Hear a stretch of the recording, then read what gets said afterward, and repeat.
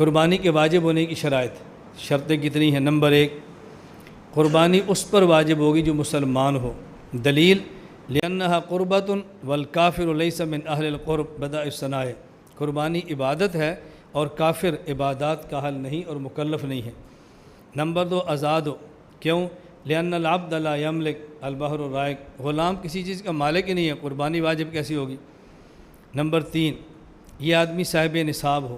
دلیل سن ابن ماجہ باب الاضاحی، حضرت ابو ہریرہ رضی اللہ عنہ فرماتے ہیں رسول اکرم صلی اللہ علیہ وسلم فرمایا من کان لہ ساعۃ ولم یضحی فلا یقربن مصلانا، جو آدمی صاحب وسعت ہو، صاحب استطاعت ہو، قربانی کر سکتا ہو پھر بھی نہ کرے تو ہمارے عیدگاہ کے قریب بھی نہ آئے۔ اس سے معلوم ہوتا ہے کہ قربانی کے لیے استطاعت ہونا ضروری ہے، نصاب ہونا ضروری ہے۔ یہ بات ذرا سمجھنا، نصاب استطاعت، نصاب آگے آ رہا ہے۔ سوال یہ ہے کہ حدیث پاک میں من کان لہ ساعۃ کے لفظ ہیں، نصاب نہیں ہے، آپ نصاب کیسے متعین کرو گے؟ سوال لکھ لیں، جواب میں اشارہ کر لیں۔ اب جواب سمجھیں، قرآن کریم میں ہے کہ حج اس آدمی پر فرض ہوگا من استطاع الیہ سبیلا، اور حدیث پاک میں ہے کہ حج فرض ہے من استطاع الیہ سبیلا، جو آدمی اس کی طرف طاقت رکھے۔ اب سوال یہ ہے کہ طاقت کا معیار کیا ہے، استطاعت کی بنیاد کیا ہے؟ حدیث پاک اور قرآن کریم میں بس اوقات ایک حکم مجمل فرما دیا جاتا ہے اور اس کی وضاحت فقہا فرماتے ہیں۔ جس طرح وہاں موجود ہے کہ صاحب استطاعت ہو تو حج فرض ہے، صاحب استطاعت کسے کہیں گے؟ آنے جانے کا کرایہ بھی ہو اور وہاں رہ کر کھانا بھی ہو توشہ، اور اگر بیوی بچے ہیں تو ان کے لیے بھی اس کے پاس کھانا موجود ہے کہ واپس آنے تک کسی کے در پر مانگنے کے لیے نہ جائیں۔ اسی طرح فقہا نے یہاں وسعت کی بات کی ہے کہ جب اللہ کے نبی فرمایا جس پر وسعت ہو، وسعت کا معیار کیا ہے؟ اگر وسعت کا معیار متعین نہیں کریں گے، ایک آدمی کہے کہ میں صاحب وسعت ہوں، دوسرا کہے کہ میں صاحب وسعت نہیں ہوں، اب وسعت کا معیار متعین کرنا ضروری ہے۔ اس لیے فقہاء کرام نے وسعت کا معیار سب سے ادنا جو تھا وہ طے فرما دیا ہے کہ جس آدمی پر صدقۃ الفطر واجب ہوتا ہے اسی آدمی پر قربانی بھی واجب ہوتی ہے۔ بات سمجھ آ گئی؟ نمبر 4، مسافر پر قربانی نہیں، مقیم ہونا چاہیے۔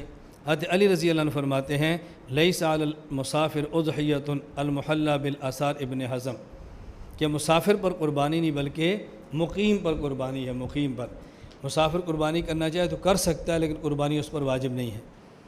قربانی کا نصاب کیا ہے؟ جس مرد یا عورت کی ملکیت میں 7.5 تولہ سونا یا 52.5 تولہ چاندی ہو، یا ان کے برابر پیسے ہوں، ان کے برابر مال تجارت ہو، ضروریات اصلی سے زائد مال موجود ہو، تو اس آدمی پر قربانی واجب ہو جاتی ہے۔ یہ بات اچھی طرح سمجھیں، اس پر قربانی واجب ہو جاتی ہے۔ اس کے اوپر زکوٰۃ میں حولان حول پورا سال گزرنا شرط ہے، صدقۃ الفطر میں بھی سال گزرنا شرط نہیں ہے، اور قربانی کے مسئلے پر بھی سال گزرنا شرط ہے۔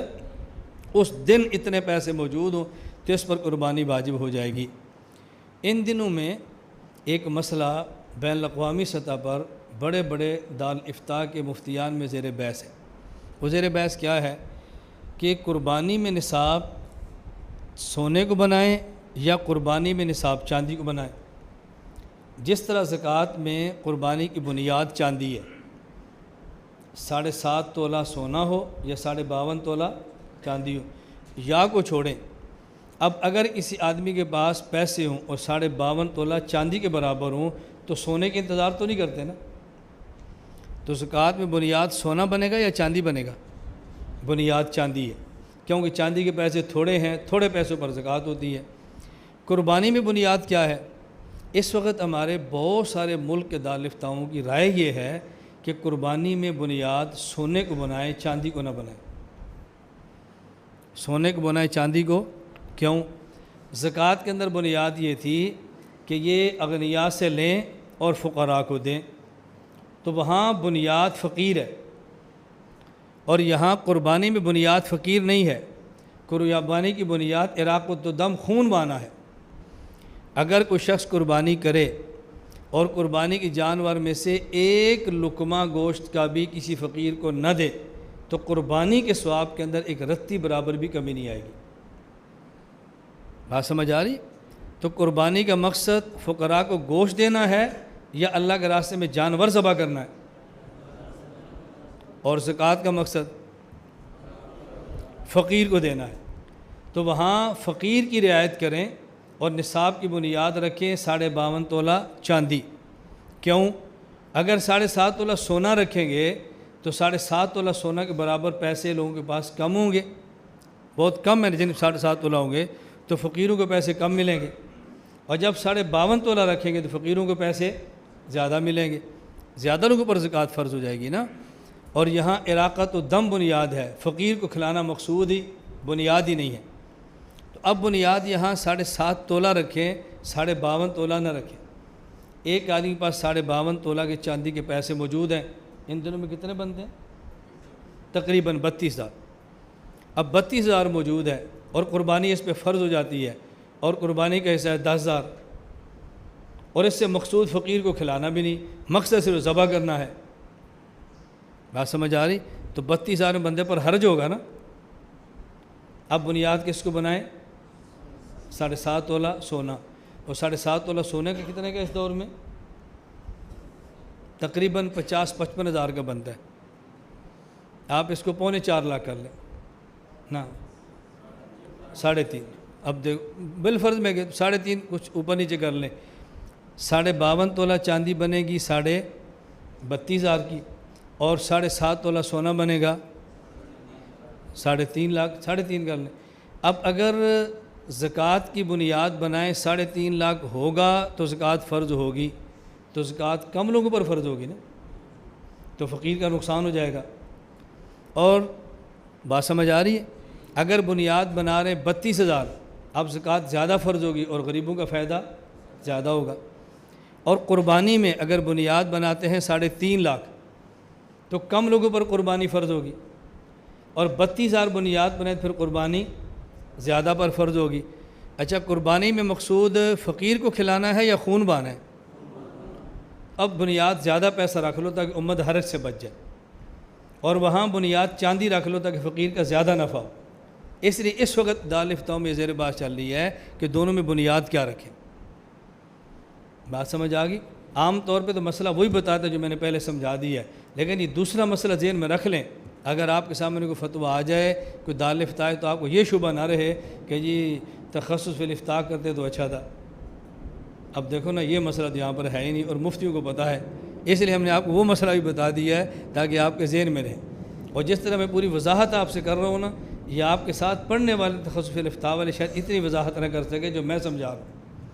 اور یہ جو میں نے بات کی ہے، آپ اس کا تکرار کریں، آپ اس کو پھر بار بار کہیں، ہر طالب علم بیان میں اس کو لائے تاکہ آپ کو بیان کرنا ہے کہ اس مسئلے میں اختلاف کی وجہ کیا ہے۔ سمجھ آ گئی بات آپ کو؟ چلیں، ذبح کون کرے؟ اہل سنت والجماعت کے ہاں ضروری ہے کہ ذبح کرنے والا مسلمان ہو اور یا اہل کتاب ہو۔ اہل کتاب بھی نہ ہو، مسلمان بھی نہ ہو تو پھر اس کا ذبیحہ حلال نہیں ہے۔ قرآن کریم میں ہے وَطَعَامُ الَّذِينَ أُوتُوا الْكِتَابَ حِلٌّ لَكُمْ، اور یہاں طعام سے مراد پکا ہوا کھانا نہیں ہے، یہاں سے مٹھائی سموسے مراد نہیں ہے، طعام سے مراد ہے ذبائحہم۔ عبداللہ بن عباس رضی اللہ عنہ فرماتے ہیں طعامہم ذبائحہم، صحیح بخاری باب ذبائح اہل الکتاب۔ تو مسلمان ذبح کرے تو بھی ٹھیک، اور اہل کتاب ذبح کرے تو بھی ٹھیک، اس کے علاوہ کافر کو ذبح کرے تو پھر یہ قربانی جائز نہیں ہوگی۔ ہاں البتہ غیر مقلدین کیا کافر بھی ذبح کرے تب بھی قربانی ہو جائے گی، ان کا مسئلہ ہے۔ وحید الزمان غیر مقلد کنز الحقائق میں لکھتے ہیں ذبیحۃ الکافر حلال اذا ذبح للہ وذکر اسم اللہ عند ذبح، کہ کافر ذبح کرے گا تو ٹھیک ہو جائے گی۔ شیعہ اگر ذبح کرے اس کا ذبیحہ بھی حلال نہیں ہوگا، اور ان کے یہاں شیعہ کا ذبیحہ بھی حلال ہے۔ میاں نذیر حسین دہلوی کہتے ہیں فتاویٰ نظیریہ میں واضح ہو کہ ذبیحہ اہل تشیع کا کھانا حلال ہے کیونکہ اہل اسلام میں سے ہیں الیاذ باللہ۔ تو ذبح کرنے والا مسلمان ہونا چاہیے یا اہل کتاب، اس کے علاوہ کوئی ذبح کرے گا تو قربانی جائز نہیں ہوگی۔